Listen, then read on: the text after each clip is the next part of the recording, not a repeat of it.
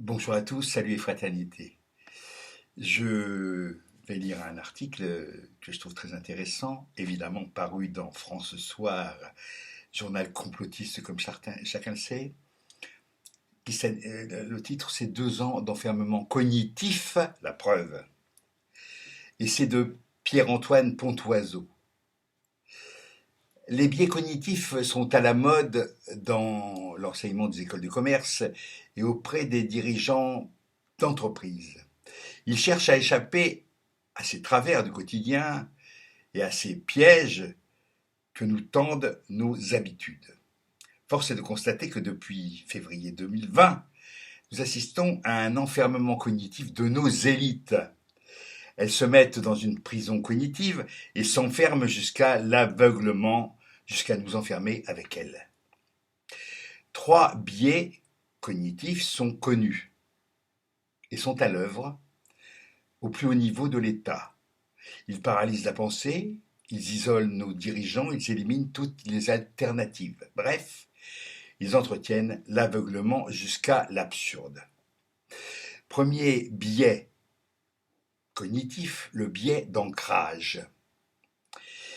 Il accorde aux premières informations, aux premières impressions, une importance capitale. Il détermine la compréhension des suivantes. À l'aune de cette première impression, celle-ci conditionne et biaise toutes les compréhensions ultérieures. Son effet est délétère puisqu'elle ancre une clé d'interprétation à propos des personnes ou des phénomènes difficiles à évacuer. Une fois que c'est là, paf, ça y est. Cette technique de l'ancrage est utilisée par les manipulateurs d'opinion, quels qu'ils soient, pour fixer une première idée dont on ne se détache pas.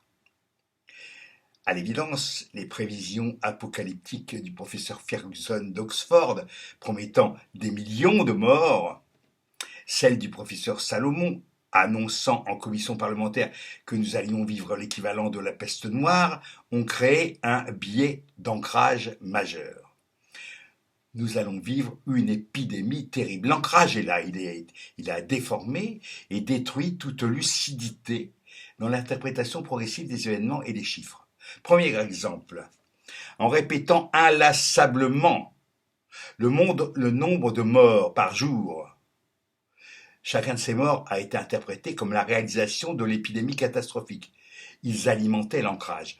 Plus aucune mise en perspective n'a permis de relativiser. 100 morts pour 1800 journaliers en France, ce n'est pas 2 fois plus de morts chaque jour. Près de 60 000 décès sur un mois, ce n'est pas plus que le pic épidémique de la grippe de 2017. 650 000 morts en 2020, c'est certes 8% de plus que l'année précédente, mais c'est le même taux de mortalité pour 1000 habitants que dans les années 80, etc. De même, la mortalité mondiale. Ces informations-là relativisent grandement l'apocalypse.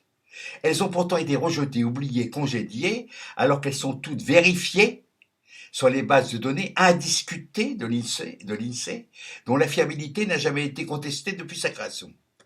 Chacun y va du témoignage affreux d'un décès proche qui confirme l'ancrage général en dépit de toute nuance. Deuxième exemple, l'ancrage conduit à ne jamais prendre en compte des informations qui remettent en cause cette première impression. Il enferme dans une approche binaire du tout ou rien pour ne jamais avoir à faire l'effort d'une remise en cause de sa croyance initiale. Toutes ces informations portant sur les pays ayant des résultats différents sont niées ou occultées. On ne parle pas du Japon, avec ses 19 000 décès pour 126 millions d'habitants, ce qui pour la France conduirait à environ 10 000 décès. Et de très nombreux pays ont des taux de mortalité incomparables. Cela pose plusieurs questions. Comptons-nous bien? Faisons-nous les bons choix de santé? Et n'ouvrons pas les polémiques inaudibles du fait de l'ancrage concernant les pics épidémiques constatables après chaque campagne de vaccination.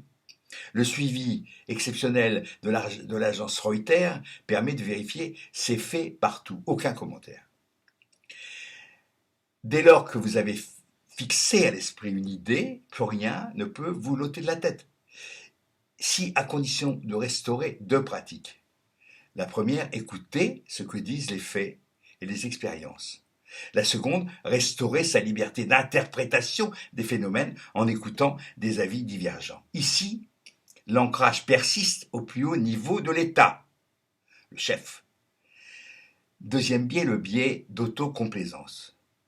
Il vient malheureusement soutenir le précédent. En effet, remettre en cause sa première impression, c'est un peu se déjuger, c'est un peu faire preuve d'humilité. L'autocomplaisance consiste à dire que les réussites sont de mon fait et que les échecs incombent aux autres ou à la situation. Cette complaisance fait perdre toute lucidité pour se préserver. Ce n'est pas ma faute, je ne suis pas responsable dès que les résultats sont mauvais. Si je réussis, je suis le héros, seul responsable des événements. Si j'échoue, les circonstances, les autres sont coupables. Moi jamais. Ce biais infantile, qui n'épargne pas les adultes, tient à une grande immaturité, à une peur de dégrader l'image de soi. Je ne peux pas avoir tort. Je ne peux pas revenir sur mes décisions, fussent-elles mauvaises ou dénuées de résultats. La complaisance altère donc la capacité de diagnostic et elle conduit les équipes à s'enfermer, s'enferrer même, malgré les résultats insatisfaisants. À l'évidence, là encore, nos dirigeants politiques ont fait preuve d'une autocomplaisance coupable, ne prenant jamais en compte la moindre évaluation de leurs décisions. Là encore, prenons deux exemples. Le confinement d'abord. Cette mesure d'une brutalité inouïe n'a jamais été prise dans l'histoire de l'humanité. Son efficacité n'était pas prédictible. Son résultat promis devait être la fin de l'épidémie par l'arrêt de sa propagation. Relisons les déclarations de l'époque pour avoir des idées claires. L'évaluation a-t-elle été faite? Non. Qui interroge un coût économique estimé en centaines de milliards, qui interroge le résultat effectif par rapport à la promesse, qui mesure les effets mortifères sur la psychologie des enfants, des jeunes, des mères de famille, des personnes isolées, alors que les rapports de la Fondation de France apprennent depuis des décennies que l'isolement et la solitude accroissent très significativement les risques de santé mentale et physique. La page est tournée, la complaisance est là, voire l'énervement. Vous auriez voulu qu'on ne fasse rien? Le complaisant déteste se remettre en cause et il pratique l'attention contradictoire pour se disculper d'une part et d'autre part pour se dispenser de questionner ses décisions et leurs résultats. Le vaccin ensuite. La complaisance est manifeste.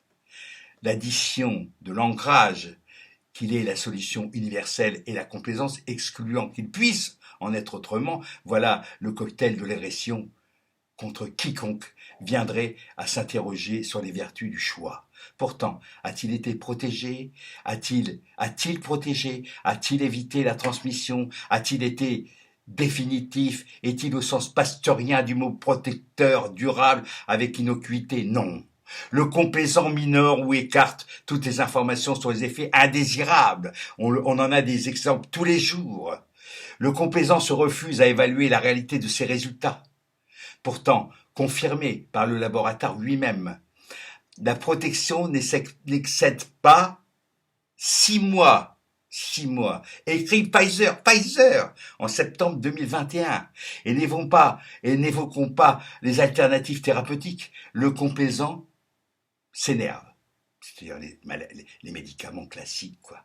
La complaisance, bien sûr coupable, car elle conduit à l'entêtement, à l'aveuglement, jusqu'à préférer continuer dans une voie, étant incapable de la remise en cause, de la moindre remise en cause. Il dénote une fragilité mentale, un problème d'image de soi, une immaturité inouïe.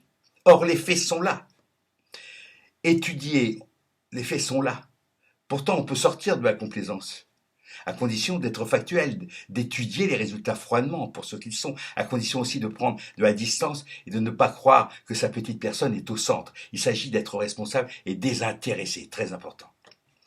Le biais de confirmation, ce biais peut être surnommé le biais du paresseux. En effet, il fait préférer le connu à l'inconnu. Ici, le biais vise à se rassurer en tenant compte des idées que nous connaissons avec nos préjugés, nos connaissances acquises à l'école, quelques théories retenues et des manières de raisonner habituelles. Bref, le biais de confirmation agit comme un étouffoir idéologique par conservatisme.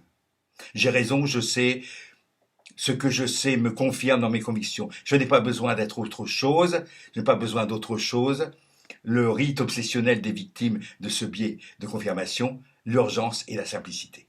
Ces deux pièges tendus à autrui rendent impossible l'exposé plus complexe de ce qui viendrait altérer les certitudes de celui qui reste campé sur ses positions. Le signe le plus visible de la confirmation, c'est le refus d'aller à des sources interpellatives, lire ses opposants, entendre les thèses et écouter les arguments et controverses, envisager de nuancer ou de changer d'avis au regard des expériences ou de l'évolution de la situation. Ce biais de confirmation conduit à deux attitudes typiques. La première consiste à dénigrer ceux qui pensent autrement. Je n'ai pas à les écouter, ils n'ont pas de valeur, je n'ai pas à prendre ces informations, elles sont discutables. La confirmation entraîne une stratégie de la déconsidération paresseuse.